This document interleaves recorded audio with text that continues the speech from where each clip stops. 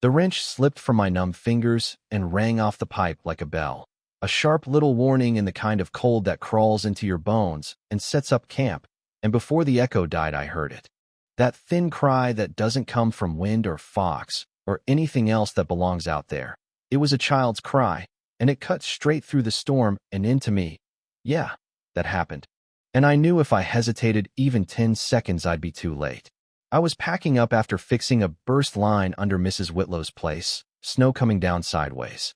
My truck idling like an old dog trying to stay awake. And you gotta understand who I am out here. I'm Miles Carter, the only black mechanic for 3 towns in any direction. A quiet man with a tiny shop and a stubborn heater, the sort of guy folks nod to at the grocery store but don't invite over. You know what I mean. And that night the whiteout swallowed the road until it felt like I was steering through milk, wipers thumping a tired heartbeat, and then that cry again, closer, desperate. Not the kind you can ignore. I swung the truck across the drift, and the headlights found a shape in the ditch, then 2. A little boy hunched around a bundle like a shield, and a woman half buried in snow, face crusted with ice, lips raw and blue. And the boy's arms were shaking, but he didn't loosen his grip for anything, not even to wipe his tears. Hey, I got you, I said, voice low so I wouldn't spook him. And when the bundle moved, I saw tiny fingers. The newborn's breath was thin and fast, like a bird trapped in a jar. Names came later, but for now I was moving, one arm under the mother. Lena, I'd find out. The other steadying the boy, James, older than his years but barely 7. And I tucked the baby, Micah, into my coat against my ribs because heat is life and the wind steals both. We stumbled into my cabin like shipwreck survivors, doors slamming as the gale tried to come with us, and I stripped wet layers, layered quilts, stoked the stove until the cast iron glowed. Warmed water, rubbed little hands and feet with a washcloth, kept my voice even like a metronome. You're safe, you're safe, you're safe. When color finally touched Lena's cheeks, she blinked at me with those fever-glassy eyes and whispered, "You brought us in." And I told her, "You'd have done the same. Because where I'm from, good deeds don't need an audience." My father said that before he left, and I still believe it. Even when belief feels like holding a lit match in a blizzard. The storm pinned us there. Day after day bled into one long night, and we built a routine without talking about it. I cooked what I had, beans, flour, cinnamon on the oatmeal because it tricks the mouth into thinking warm, and I told James stories about digging tunnels to our chicken coop in the winter of '98. We tied a rope from the house so we wouldn't disappear into the white, I said, and he looked up from his bowl like a stray dog deciding whether a hand is safe, then said, very soft, "Did you make it?" And I said, "We did, buddy, chickens too, tougher than they look." And I caught the ghost of a smile at the corner of his mouth. But that second night Micah's breathing turned raspy, and the blue washed back into his lips, a wrong color no parent should ever see. The landline crackled with the county rescue guy saying every road was closed, no plow for hours. And that's when the math changed. 5 hours might as well be forever when a chest the size of your palm is fighting for air. "We go now," I said, wrapping the baby in wool and then in me, cinching a belt around the blanket like a harness, and Lena said, "I'm coming." And James said nothing, but he laced up his soaked little boots and stood by the door like a soldier. Let me back up a sec. I know about long walks in bad weather. And I know about being the only hope someone has. Not because I'm a hero, but because in a small place sometimes it's your turn. And the ridge to the clinic is a mile and a half of wind that howls sideways, drifts that swallow your knees, fence posts that become ghosts, and halfway up Lena's legs wobbled, breath going ragged. And I saw a black shape through the white, an old hunting shack, and I steered us in, lit a match that barely held, pressed my spare gloves into her hands, and said, "Keep the stove alive. Keep him close, I'll come back." And James stepped in front of the door like he'd bar me with his bones, and I crouched to his eye line and said, "I will bring him back to you." And something in him finally believed me, because he stepped aside, jaw clenched so hard it had to hurt. That last climb kicked my lungs and burned my legs. But I kept Micah tucked under my coat where I could feel his tiny breaths against my ribs, a rhythm that told me keep moving. And then the clinic lights showed through the white, faint and holy. And I hit the door with my shoulder, nurses pulling him from my arms with professional calm that hit a crack of fear, oxygen, heat lamps, hands that knew the dance. And a doctor who clapped my shoulder and said, "You got him here just in time." And my knees almost went loose with relief. Yeah, that happened. I don't mind telling you I had to look at the ceiling for a second, so I didn't give away more than I wanted to.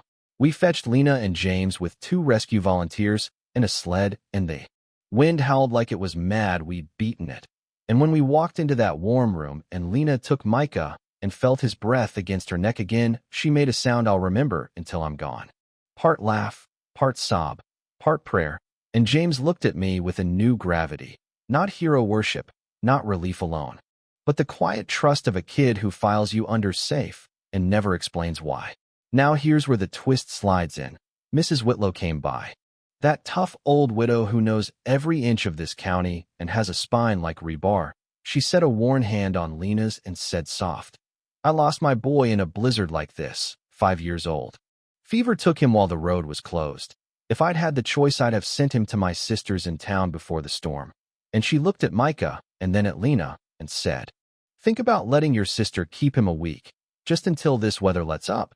It came from love and old scars, but James heard only the part that sounded like taking. And before anyone noticed, he slipped out with the baby, fear steering his small feet into the dark. Martha, I still call her Mrs. Whitlow to her face, spotted a shadow outside and shouted for me. And the 2 of us chased that narrow trail before it vanished under fresh snow, past the shuttered store, through the alley that feeds into the yard by the old storage shed. Wind snapping our words in half. And I should have been mad, but the only thing in my chest was stay calm or you'll spook him. I pressed the shed door with my shoulder, and it gave. And there he was on the floor with Micah in his lap, both wrapped tight, both breathing shallow, and I lowered the lantern and said, "Hey, buddy, that's a long walk in weather like this." And he said through his teeth, "You're going to take him away." And I took off my coat and draped it over both boys and let the cold bite my arms. "When I was your age," I told him, "I carried my little sister through a storm because I thought my folks couldn't keep her safe. You know what happened? They were just glad I got her somewhere warm. Nobody took her from me. Families stick. I'm not here to break yours. I'm here to make sure you both see morning." And the roof moaned overhead like a warning and then cracked, heavy snow shifting on rotten wood. And I held out my arms and said, very plain, "Now." And he nodded, just once, and we moved.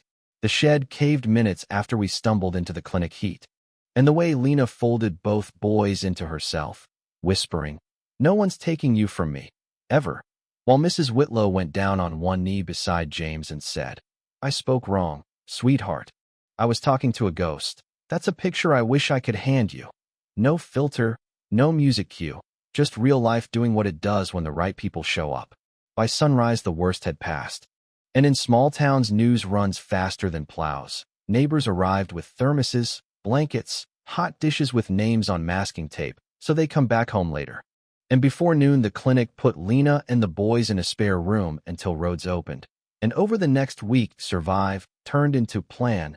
Someone mentioned a vacant cottage by the river, drafty, leaning, fixable, and people drew up lists, who had a spare crib, who had paint, who could sew curtains. And I found myself showing James how to stack wood so it dries right and how to drive a nail without bending it. And he asked if chickens really do fine in blizzards, and I said, "If you help them." And he grinned in a way that wasn't a ghost of anything anymore. You're wondering where the paid in full part comes in. It came quiet, and then all at once. Lena's sister showed up from the city a week later. Tough woman named Rhea who runs the office at the county fleet yard. Ambulances, school buses, trucks that push the snow I just fought. And she shook my hand with that frank grip that tells you the meeting could go either way. "You kept them alive," she said, no frills. And 2 days later, the county commissioner stopped by my shop with a clipboard and a question. "Think you could take on the winter maintenance contract for the fleet, Carter?" The last guy can't keep up. And I won't lie. My throat got tight because I'd been scraping by for years, doing good work for folks who sometimes forgot to pay. And now they were offering me the one thing I never asked for out loud, a real shot, steady work, respect that doesn't evaporate when the weather gets nice. A month later, the sign above my doorway read, "Carter Garage, Emergency and Fleet," in hand-painted black, The kind of letters you can see through snow. The heater finally didn't cough. And I kept a tiny wooden chair near the counter that I built for Micah, because hands remember what hands have saved.